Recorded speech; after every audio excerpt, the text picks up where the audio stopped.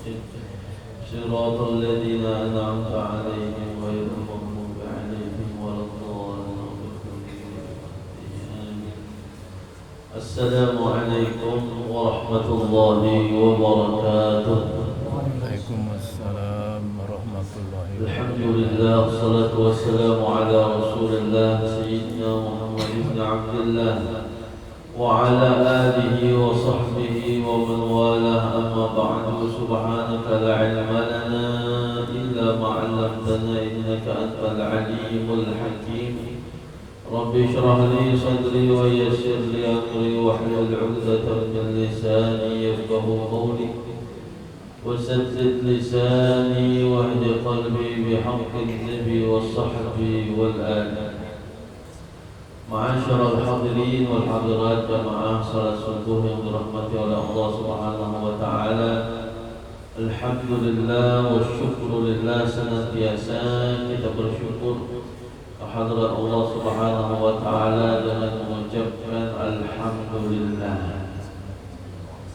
Salawat serta salam senantiasa kita haturkan kepada junjungan Nabi besar Muhammad sallallahu alaihi wasallam dan beserta keluarga beliau, kerabat beliau, dan juga para sahabat-sahabat beliau dan pengikut-pengikutnya ila yaumil qiyamah. Mudah-mudahan dengan keberkahan salawat kita semua akan mendapatkan daripada syafaat dari baginda Nabi sallallahu alaihi wasallam. Amin amin ya rabbal alamin.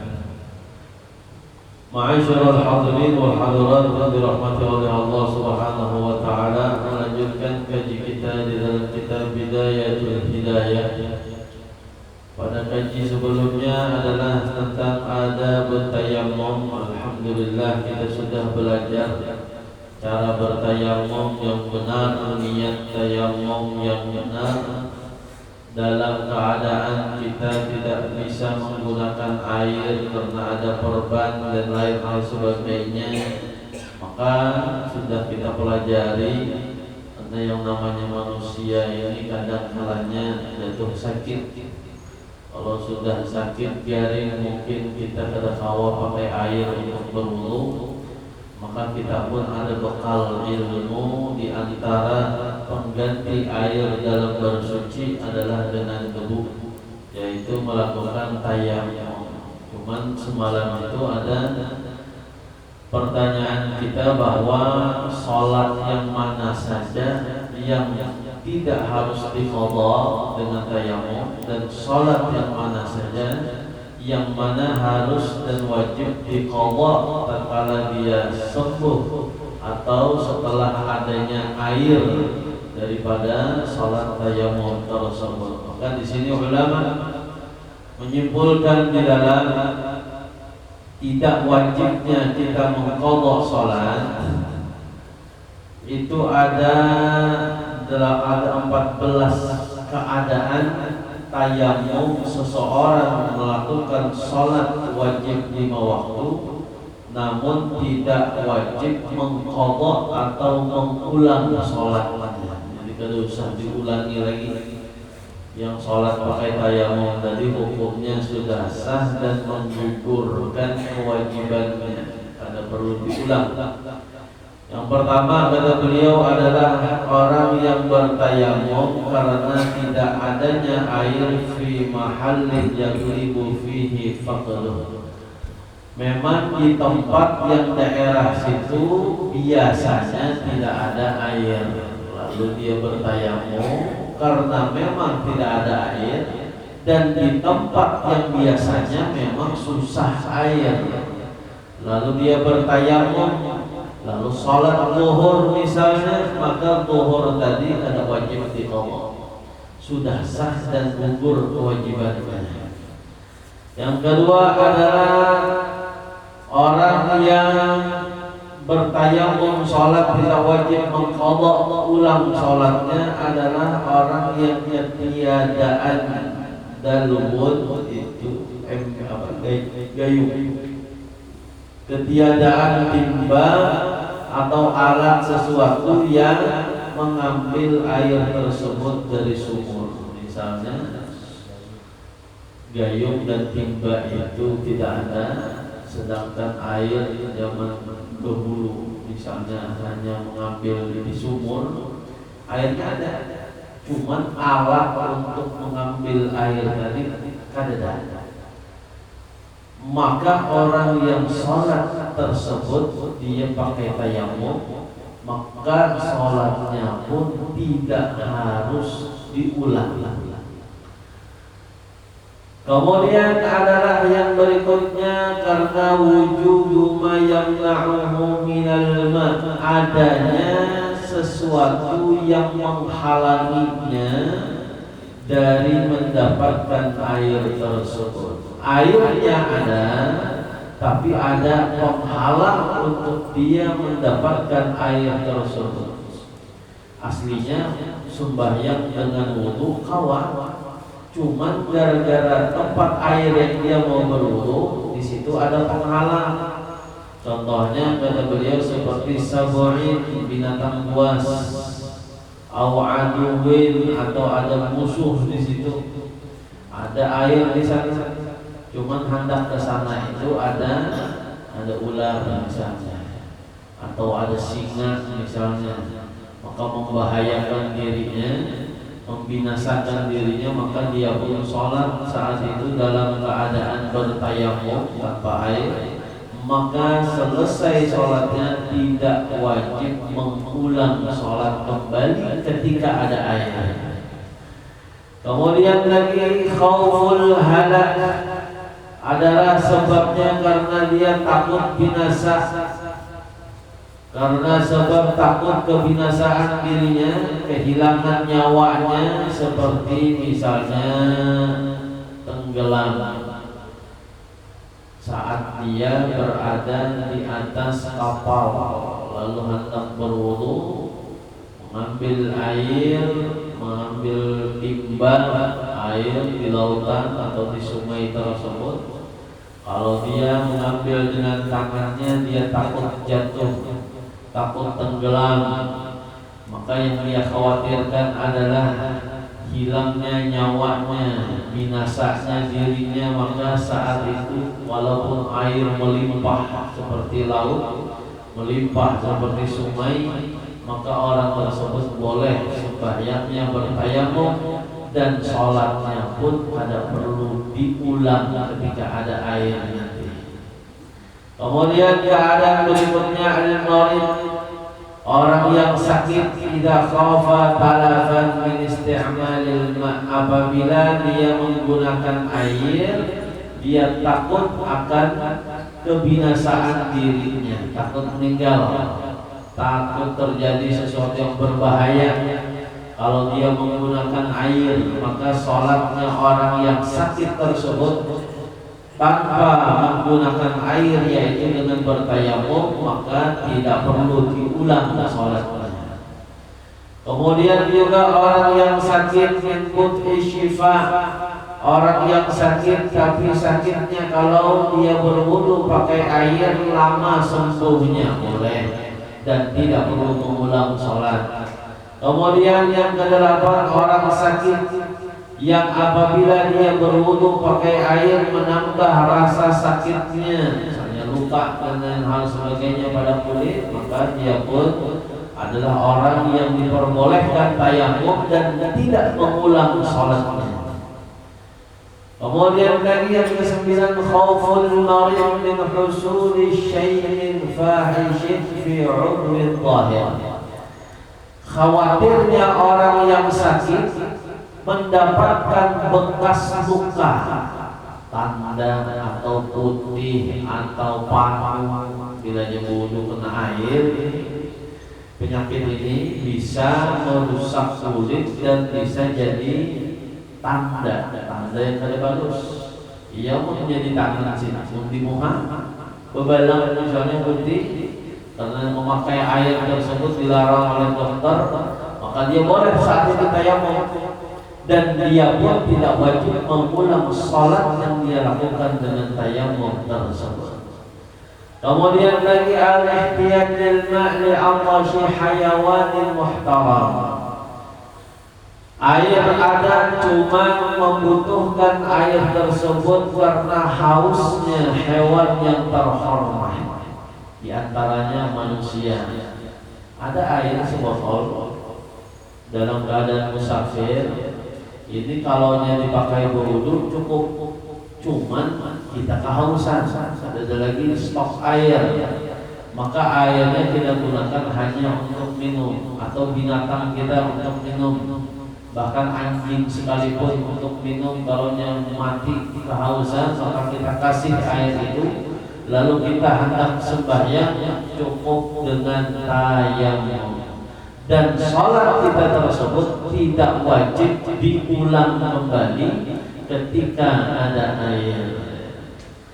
Kemudian kaunuhu yuba' bi akthar min thamani mislih, ada air cuma dijualnya harganya berkali-kali lipat. Ada air lagi langka misalnya, hendak berwudu aja kita susah mencarinya, sampai kita harus membeli, tapi harga jualnya, orang jual yang aslinya 5.000 dijualnya 25.000, 5 kali lipat harganya. Apakah wajib kita membelinya? Hukumnya kada wajib. Dan sholat kita bagaimana? Sholatlah dengan tayamum. Lalu setelah selesai sholat ternyata ada air, apakah sholat yang sudah kita gawi wajib diqadha? Tidak wajib dibayar atau diulang kembali. Kemudian al-ihtiyaj li bai'i limu'natihi aw dainin, dia ada air untuk berwudu, cuman dia perlu air ini untuk dijual supaya dia mendapatkan akan biaya meneruskan kehidupan, atau untuk bayar hutang yang telah jatuh temponya.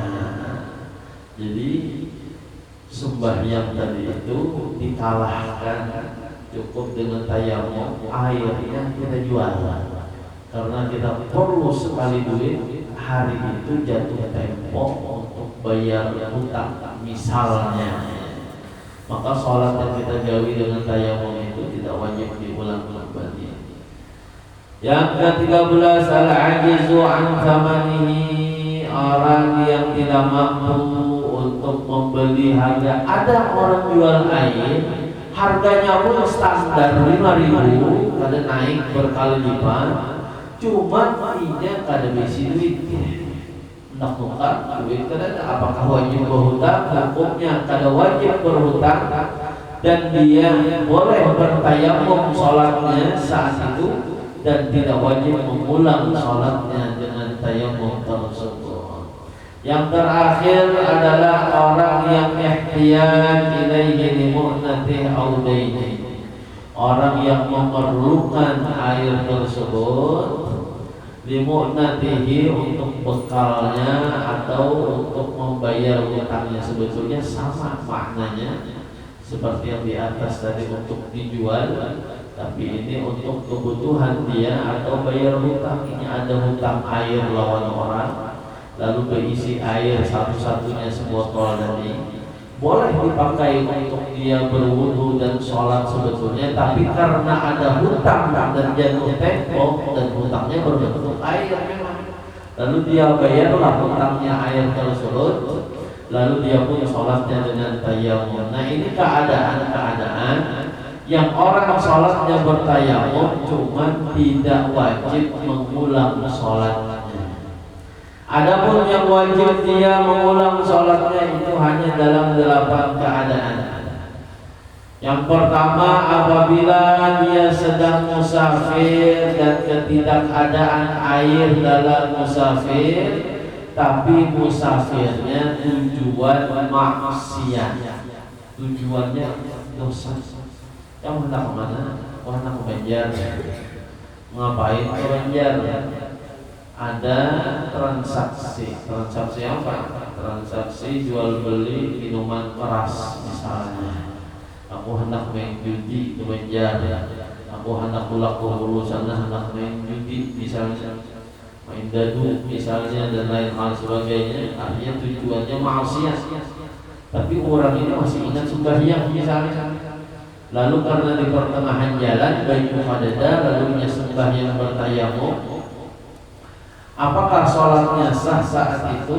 Sah sholatnya, cuma wajib diulang sholatnya ketika ada air. Keadaan yang kedua adalah orang yang ketidakadaan air di tempat yang tempat itu biasanya ada air, baik dalam keadaannya dalam perjalanan atau memang ingin tinggal di tempat tersebut. Kayak kita, orang Samarinda, orang Lampung, lalu di tempat kita ini biasanya air adanya, kada pernah habis. Dan pada hari itu sekalinya air habis, PDAM ada ngalir, biasanya ada. Lalu saat itu tidak adanya air, lalu kita pun sholat mempraktekkan dengan tayamum.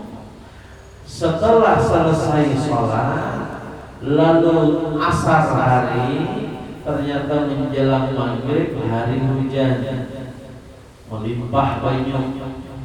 Lalu apa hukumnya? Maka kita wajib berwudu dan mengulang sholat zuhur kita. Kenapa wajib diulang?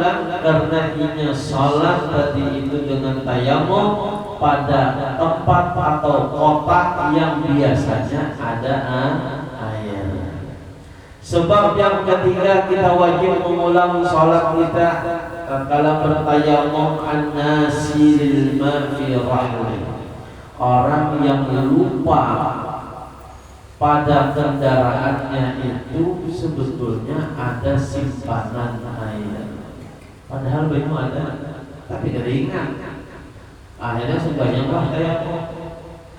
Pas sudah sampai asar, artinya tadi zuhur tayamumnya, sudah sore hari, melihat di mobil atau di motor itu, oh ada banyu sekalinya.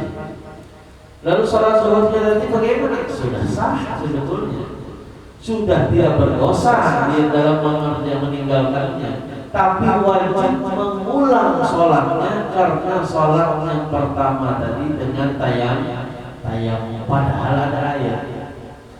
Sebab yang keempat, seseorang wajib mengulang sholatnya tersebut dengan tayamum adalah ad-dallu lil ma'i fi rahlih, seseorang yang kehilangan air dalam kendaraannya, bawa banyu di mobil. Kalau ini orang pakai mobil bisa bawa banyu, sekalinya banyunya hilang, ya pakai pickup, akhirnya nak lubang tadi terbang banyunya di belakang terubur, kehilangan air. Awalnya ada, karena keteledorannya, kesalahannya, air tersebut hilang. Lalu pas zuhur di tengah jalan sembahyanglah tayamum. Pas sudah waktunya asar ada air, dia ketemu, dia berwudu, wajib mengulang sholatnya tersebut. Niatnya mengulang itu sama seperti kita mengqadha sholat, tapi bukan berarti kita berdosa meninggalkan sembahyang tadi. Kita kan ada dosa, cuma wajib mengulang kembali sholat kita karena adanya air. Karena fungsi tayamum itu hanya sebagai pengganti sementara, bukan sebagai pengganti daripada sholat itu gugur dari kewajibannya. Tapi seandainya berjalannya waktu air itu kadada sampai kita meninggal dunia, maka sholat yang sudah kita kerjakan tayamum itu tidak membuat kita berdosa di hadapan Allah. Jadi fungsinya tayamum ini hanya sebagai pengganti sementara karena ketiadaan air. Nah, kalau airnya hilang gara-gara keteledorannya awalnya ada, lalu sholat tayamum setelahnya ketemu air, maka wajib dia mengulang sholatnya kembali. Yang kelima adalah orang yang tayamum karena sangat dingin, bersematan dingin. Mungkin kalau di sini Kanada di Atlantik sana kan, di kutub utara sana kan, pian sembahyang wudu pakai air, ulun kaum bayangkan itu kayak apa? Beku mungkin langsung tangan kita basuh wajah, basuh tangan. Orang-orang yang minusnya itu sampai 10, sampai belasan, apalagi sampai 20 minus suhunya. Kita aja yang 10 saja dinginnya sudah luar biasa. Di Madinah di pagi hari 5-6 derajat Celcius itu aja kita sudah kedinginan. Wudu menyangka ada pemanasnya menggitir, apalagi yang tua, yang anu aja menggitir wudunya. Nah, saking dinginnya. Di puncak kita di gunung biasanya itu dingin, itu aja kita berwudu masih kita hangatkan dulu bajunya supaya nyaman berwudunya. Nah, ini bagaimana orang yang berwudu sangat dingin yang luar biasa, artinya bisa menjadikan penyakit, merusak kulit dan lain hal sebagainya. Lalu orang tersebut melakukan sholat dengan bertayamum, boleh. Saking dinginnya, lalu tayamum boleh. Tapi ketika saat tidak dingin, dia wajib mengqadha sholatnya tersebut. Paksa diulang. Karena tayamumnya semalam itu hanya sebagai membolehkan dia sholat saja. Padahal ada air, harusnya pakai air. Karena yang kedinginan boleh sembahyang tayamum. Cuman nanti pas sudah kada dingin wajib mengulang kembali sholatnya. Yang keenam adalah al-mutayammim li ajli satir fi a'dha'it tayammum. Seseorang bertayamum sholat karena ada perban di anggota tayamumnya, di muha atau di tangan. Ada perban yang menghalangi kita untuk berwudu. Maka orang yang tayamum ada perban di tangan, ada perban di wajah, dia sholat sembuh dia dari lukanya, boleh dia berwudu seperti umumnya, wajib mengulang kembali sholatnya. Hitung gitu. Wah, ini baik. Biarin luka, keluarga kita luka, tangannya, lalunya sembahyang seperti biasanya, dia tayamum. Setelah dia sembuh, maka hitung dia berapa hari semalam memperban sembahyangnya di tangan. Wudu kayak apa? Oh, ada wudu tayamum. Oh, berarti sembahyang yang berapa hari kemarin dia sakit itu wajib diulang semuanya, diqadha. Apalagi yang jelas-jelas pakai infus itu kada mungkin kau wudu. Bertayamum pun kada mungkin kau sempurna. Kenapa? Ada selang, ada jarum di tangannya. Akhirnya berwudu pada bertayamum kan? Seminggu biarin di rumah sakit, berarti seminggu wajib diulang sholatnya. Nggak ada libur ya. Mbak sembuh ada digawi lagi, ada dibayar lagi sholatnya, tidak bisa. Tidak ada kata libur, ada hutang yang harus kita bayar. Namanya ditulis sholat sehari sampai 2 hari dana, 3 hari tahiyari, 5 hari alhamdulillah sembuh. Bawa sembahyang, bayari hutang sembahyangnya begini ya. Satu-satu sehari, coret 2 hari dah dibayar hutang. Hendak ke-3 hari membayar pas mati. 3 hari lagi tersisa. Siapa yang membayar? Anak, ahli waris kita ada. Yang menjalankan sembahyang, mengqadhakan biasanya sembahyang kita yang tertinggal waktu kita garing tersebut. Apakah kita berdosa saat kita meninggal ada hutang sholat tadi? Tidak berdosa, karena kita waktu sakit pun masih sholat walaupun pakai tayamum, tapi wajib ulang kalau semua. Kemudian yang ketujuh, al-mutayammim li ajli satir, orang yang sholatnya pakai tayamum karena ada perban di selain anggota tayamum, kada di wajah sebetulnya, kada di tangan sebetulnya, di kaki saja ada perbannya. Cuma dia memakai perban tadi dalam keadaan tidak suci, artinya lagi berhadas. Syaratnya kalau orang hendak sembahyangnya dengan tayamum yang ada perban di dalam anggota tubuhnya selain anggota tayamum, maka hendaklah memakai perban itu dalam keadaan suci. Wudu dulu, habis wudu hanya diperban. Lalu bila ia sembahyang dalam keadaan tayamum, maka sembahyangnya itu kada wajib diulang bila sembuh. Tapi bila memakainya perban tadi dalam keadaan batal wudunya, artinya dalam keadaan tidak suci, lalu dia sholat dengan tayamum, maka sholatnya itu wajib diulang bila sembuh. Dan yang terakhir, al-mutayammim alladzi alaihi najasah, orang yang sholatnya dengan tayamum tapi pada dirinya itu ada najis yang belum dia bersihkan, ada kotoran, ada najis di kakinya kah, di tangannya kah, dimanapun itu. Kenapa belum dia bersihkan? Karena air habis, air kada cukup. Maka dia pun sholatlah dengan tayamum dan bahkan membawa najis di kakinya, belum dibasuh, belum dibersih.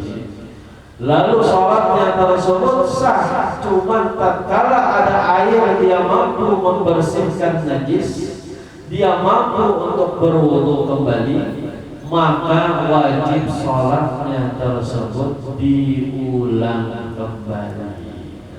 Inilah 8 keadaan orang yang bertayamum itu wajib mengulang sholatnya.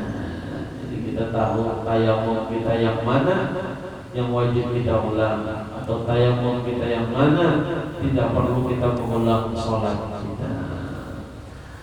Adapun selanjutnya kita masuk kepada adabul khuruj ilal masjid. Adab-adab seseorang keluar menuju masjid. Nah, kayak subuh ini nanti adabnya pian dari rumah menuju ke masjid itu apa saja adab-adab yang harus kita perhatikan. Al-Imam Al-Ghazali berkata, "Fa'idha faragta min taharatik," apabila engkau sudah selesai dari melakukan bersuci, kan dari ada bangun tidur semalam, habis bangun tidur kita beristinja, habis beristinja kita berwudu bersuci, setelah kita berwudu bersuci berpakaian, setelah rapi berpakaian lalu kita pergi ke masjid. Maka apabila engkau sudah selesai dari melakukan bersuci, fasalli fi baitik raka'atayil fajr, maka salatlah di rumahmu 2 rakaat sunnah fajar. Kalau bisa digawinya di rumah. Habis sembahyang 2 rakaat di rumah, hendak kira-kira qomat hanya ke masjid. Jadi di masjid masuk tinggal tahiyatul masjid, tinggal menunggu sholat berjamaah. Jadi kalau perlu banyak amalan lagi di masjid. Sembahyang qobliyah sunnahnya di rumah kalau memungkinkan. Kayak ulun qobliyah di rumah pada sampat datang ke sini. Yang ada biar sudah bubar ulun datang. Jadi paksa kita menggawi qobliyahnya di masjid, itu kan darurat. Karena kada kawah menggawi di rumah. Nah kalau kawah menggawi di rumah, apabila selesai kita bersuci, maka sholatlah dulu di rumahmu, kata beliau 2 rakaat sunnah fajar. Sahajaku sembahyang sunnah 2 rakaat daripada qobliyah subuh karena Allah Ta'ala. Baca Al-Fatihah, ayat pertama para ulama ada yang menganjurkan membaca alam nasyrah. Rakaat kedua alam tarakain. Dikatakan barang siapa sholat qobliyah subuh dengan alam bi alam, artinya rakaat pertama alam nasyrah, rakaat kedua alam tarakain, maka tidak akan menimpa kepadanya alam itu penyakit. Mudah-mudahan dengan berkat sholat sunnah qobliyah subuh 2 rakaat membaca alam nasyrah alam tarakain, kita pun dijauhkan, dihindarkan dari berbagai penyakit. Bagus tuh amalan qobliyah subuh. Bahkan ini adalah sholat sunnah yang paling afdal dibandingkan sunnah-sunnah yang lainnya adalah sunnah qobliyah subuh 2 rakaat. Kenapa di rumah? Karena di rumah itu lebih selamat kita, lebih selamat dalam menjaga ibadah kita, supaya hati ini kadang karena penyakit riya, sombong, sum'ah. Kalau di rumah siapa yang melihat? Ada yang tahu. Kalau kita menggawinya sholat sunnah di rumah, orang ada yang tahu, orang ada yang melihat. Lalu ibadah sholat tadi itu lebih besar kemungkinan ikhlasnya. Tapi kalau sudah di luar, orang melihat, orang menyaksikan, orang memuji, orang mengatakan kita Masya Allah dan lain-lain sebagainya, itu bisa membuat ibadah kita tadi itu rusak nilainya karena ada tercampur riya, pamer, ada tercampur sum'ah, merasa dirinya paling bagus gara-gara dipuji orang. Lalu akan muncul sifat sombong, melihat kawan ada sholat sunnah datang ke masjid langsung komen, kita sembahyang lalu kita merasa aku paling baik di sini, yang lain terlambat beradaan datang ke masjid. Akhirnya muncul rasa sombong. Lalu ibadah kita tadi itu rusak dan sia-sia jadinya gara-gara sifat-sifat tersebut. Ingka dan fajru qabbala, apabila fajar pertama telah terbit. Jadi sembahyang sunat qobliyah subuh. Kadzalika kana yaf'alu Rasulullah sallallahu, begitulah yang diperbuat, dilakukan oleh baginda Nabi sallallahu alaihi wasallam. Tsumma tawajjaha ilal masjid, kemudian dia beranjak pergi ke masjid, nyartulah ke masjid. Bahkan sunnahnya di sini kata ulama masyian, dalam keadaan berjalan. Karena setiap langkah kita dianggap satu kebaikan. Semakin banyak kita berjalan gratis menuju masjid, semakin banyak pahala yang kita dapat. Namun yang bersepeda motor berarti ya hitung rodanya yang berputar. Pada mungkin bersepeda motor batisnya dihitung, tapi rodanya yang berputar itu yang dihitung kebaikan. Namun yang jauh mau bersepeda pakai sepeda motor, ya sudah pakai motor. Kalau yang dekat palingnya, kalau yang dekat ya jangan pakai motor. Kalau bisa utamakan jalan kaki. Karena Nabi SAW beliau terutama sholat isya dan subuh beliau jalan kaki. Memang rumah beliau di samping Masjid Nabawi. Langkah paling 5 langkah sampai Nabi sudah tempat imam. Kayak rumah kaum misalnya park aja, jalan gratis saja sampainya ke hingga sudah di hidung. Kemudian anak dan pahalanya keliling jalan dulu, dalam masuk ke masjid jangan pahalanya. Begitu pun tatkala pulang. Jadi tsumma tawajjuh ilal masjid, kemudian dia beranjak pergilah ke masjid. Setelah bersuci dan lain sebagainya, siap dirinya untuk ibadah subuh berjamaah, maka dia keluar dari rumahnya menuju ke arah masjid. Wala tada'is shalah fil jamaah, Janganlah kalian tinggalkan salat dalam keadaan berjamaah, la siyama fis subuh, terutama di dalam salat subuh. Jamaah penting berjamaah, dan jamaah itu adalah sebuah syiar, simbol di dalam agama Islam. Apabila di situ jamaahnya bagus, berarti menunjukkan Islam di sana kualitasnya bagus. Apabila di masjid, di musalla, di kampung tersebut jamaahnya banyak, menunjukkan ajaran Islam di kampung tersebut pun bagus. Bila jamaahnya di masjid itu sedikit, berarti nilai keislaman di kampung itu memang sedikit. Jadi yang dilihat itu masjid, lain harap dan bagusnya rumah-rumah warganya kan. Tapi yang dilihat ya banyak pada jamaahnya di masjid situ. Ramai kan orang-orang sana menghidupkan mushola dan masjidnya. Kita ada sembarangan. Kita ini kadang subuh terutama sedikit benar orang mau di Samarinda, alhamdulillah masih bagus. Coba lihat lagi musafir jalan-jalan arah ke Banjar misalnya, musafir sembahyang subuh di tengah jalan, di Muarpungan, di manapun itu, samping-samping jalan itu paling ada imam, makmumnya berdua.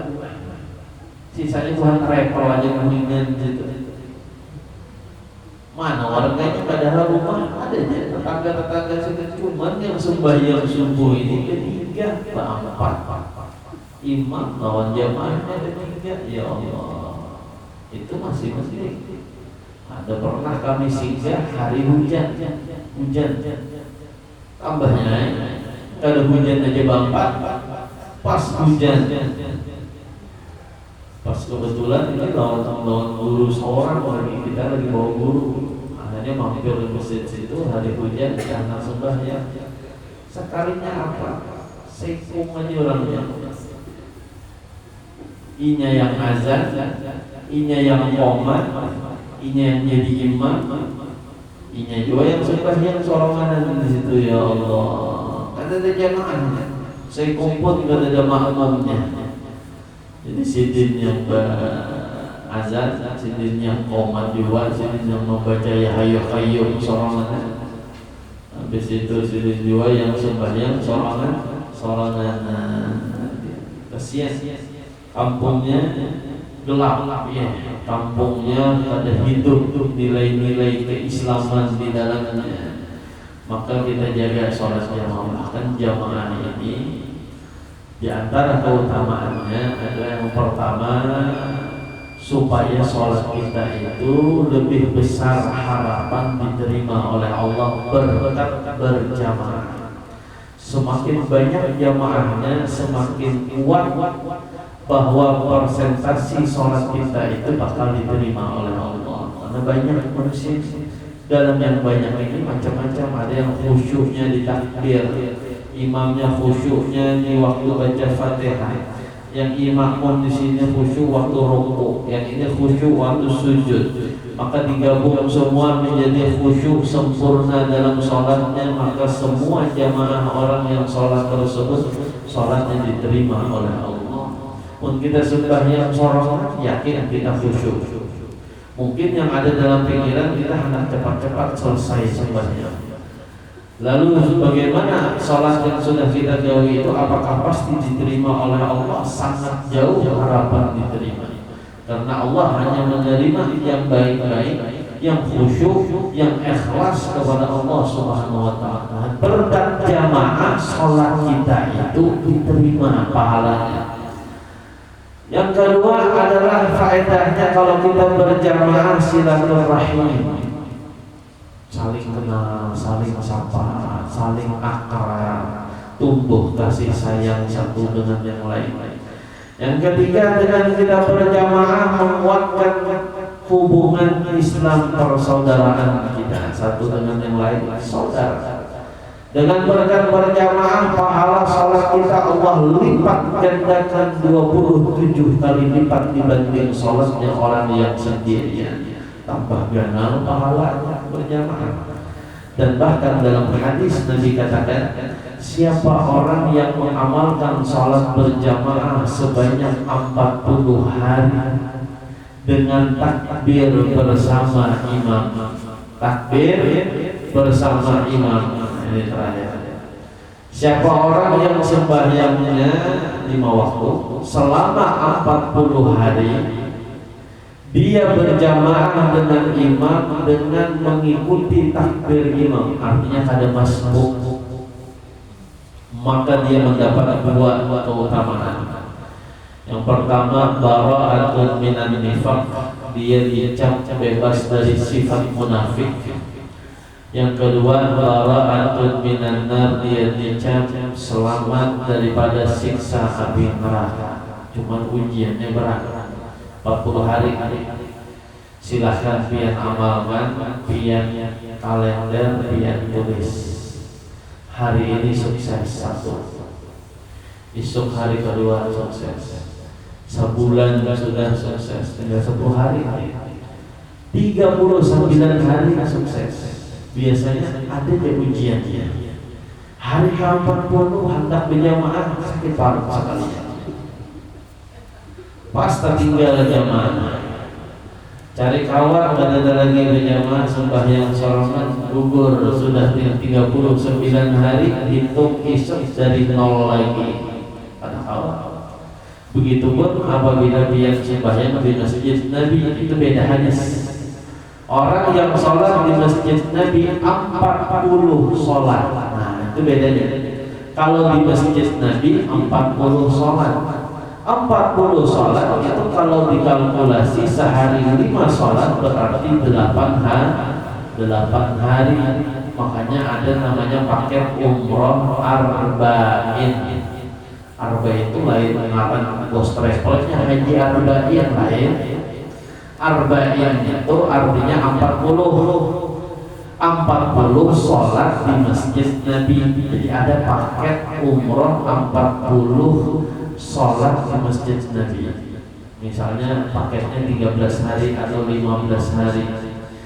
4 hari itu ada di 8 hari ada di Madinah, supaya mengambil arba'in. Lalu di Makkahnya 3 hari aja, ada banyak. Kenapa? Karena kita ngambil paket arba'in, ijab travelnya gitu. Atau 4 hari di Makkah, 8 hari di Madinah. Itu banyak di Madinah. Kenapa? Dengan 40 hari sholat di Madinah sama mendapatkan 2, bara'atun minan nifaq, dicap bebas dari munafik. Yang kedua, bara'atun minan nar, bebas dari siksa api neraka. Cuman ujiannya pasti ada. Masbukah hari itu talak begitu aja. Jadi kita harus standby itu selama 8 hari di masjid Nabi. Jangan sampai terlambat, harus takbir setelah takbirnya imam. Kalau kita di sini, kita bisa mengamalkan jamaah 40 hari. Apa yang digawe? Koreksi. Kita mulai, kita tulis waktu dulu kami menyantri nyaman. Kalau kami sungguh-sungguh mencari duit kada, begawe kada, pondok. Kalau mengamalkan 40 hari nanti. Kemudian di sini silahkan hendak amalkan, coba. Mudah-mudahan dengan berkat itu kita terbebas dari siksa api neraka. 40 hari. Bila pian gagal sekali, itu dari 0 lagi kan dihitungnya. Kalau kau melanjutkan awal, dihitung dari 0 lagi. Jadi 40 hari berjamaah dan kada masbuk. Artinya kada masbuk itu dia senantiasa takbirnya itu setelah takbir imam. Artinya sudah siap di masjid tatkala qomat Allahu Akbar dari imam. Ini langsung Allahu Akbar. ada yang kepanderan, ada yang masih jalan, walaupun dia dapat rakaat, kadang masuk, ada tertinggal satu rakaat, cuman ini terlambat takbirnya setelah imam, itu pada dicap sebagai orang yang dapat pahala jamaah 40 hari tadi. Mudah-mudahan kalau mengamalkan itu, insyaallah. Ada yang ditakutkan dari oh, jadi kita tutup doa. Ada apa aja? Jelasnya ibu-ibu ada kayak mau menjelasnya. Jadi yang wajib diulang, kalau wajib diulang harus diketahui. Punya kada ingat bang guru takut, ya. Karena manusia kada ingat catatannya ada juga bisa. Pas kiai, pas kayak ini, pas bertayamu, guru mau ulang kada. Jadi gurunya kan yang mencekkan, lihat buku sendiri. Oh biar ini kriterianya lo wajib mengulang sembahyangannya. Jadi karena bila sehat wajib bila kada tahu takut lawan yang tahu siapa yang tahu guru ulama kita. Alhamdulillah mudah manfaat, mudah barakah ada hadisnya al-Fatihah. Bismillahirrahmanirrahim. وعلم آمين ربنا وفعنا يا ونبتنا وبعدنا الذي وفعنا تعالنا يا الله والعافية تعطينا في الدين ولكم تابد القرآن إنك على كل شيء قدير سبحانك اللهم وبحمدك أشهد أن لا إله إلا أنت أستغفرك وأتوب إليك صلى الله على سيدنا محمد وعلى آله وسلم والحمد لله رب العالمين والسلام عليكم ورحمة الله وبركاته. Waalaikumsalam.